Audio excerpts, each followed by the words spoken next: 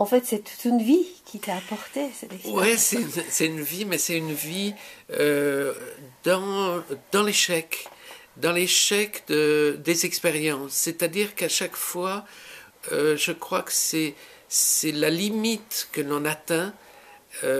Alors les échecs sont très différents, mais la limite que l'on atteint à chaque fois nous enseigne quelque chose pour le dépasser.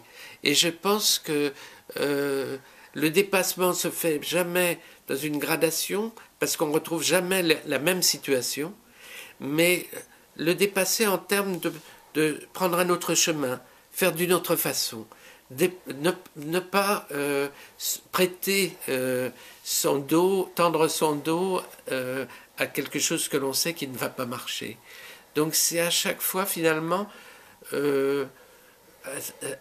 à la suite de chaque échec, décider que la fois d'après, eh bien, on prendra ça et on le mettra comme ça, ou on fera ça au préalable. On déterminera les situations préalables pour que le son se produise ou que le son ait lieu.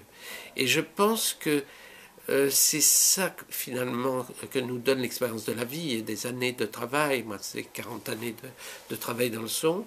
Je crois que ce que j'ai appris, c'est le bénéfice de toutes ces erreurs ou ces échecs, parce que ça ne va jamais finalement. Le son est jamais à la force que l'on veut, il ne sort jamais à l'endroit qu'on prévoit, etc. Hein. Et donc, on bricole, je parlais tout à l'heure de bricolage, on bricole toujours avec, on est toujours en retard, parce que on saisit quelque chose qui vient d'avoir lieu. Hein.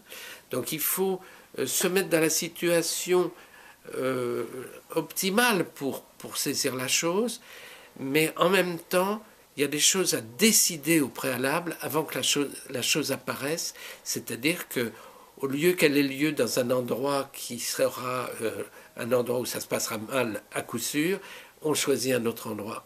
Il y a un certain nombre de paramètres que l'on peut gérer, que l'on peut penser au préalable, qu'on peut organiser, qu'on peut prévoir. Et si on les prévoit pour le son, alors on va sauver un certain nombre de choses. On va résoudre un certain nombre de problèmes. Je crois que souvent, quand les gens ratent leur son, c'est qu'ils n'ont pas eu assez d'expérience pour prévoir ce qui pourrait se passer, bien ou mal. Hein. Et je crois que ça, le son ne nous permet pas de s'abstraire de l'expérience. Je crois qu'on n'apprend que par l'expérience. Je crois que ça... c'est pour ça que je parle des échecs, parce que l'expérience, c'est à chaque fois rempli de problèmes avec le son. L'image, on installe les gens où on veut, on prend toute l'après-midi si on veut pour mettre de la lumière ou pour attendre qu'un nuage passe. Hein, on a fait son cadre, on a pris voilà, la lumière, on sait exactement ce qu'on va avoir. Et puis on dit action, puis on arrête. Pour le son, pas du tout, puisque ça sera toujours un événement imprévu, ou ça sera quelque chose, on demandera à quelqu'un de parler, mais on ne sait même pas comment il va parler, hein, même dans une fiction.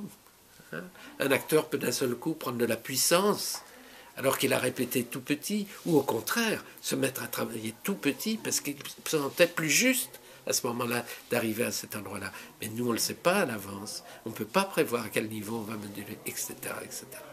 Donc, on est souvent battu beaucoup plus que la lumière, d'autant qu'on nous demande de travailler une fois que la lumière est installée, une fois que le cadre est prêt, une fois que... Voilà.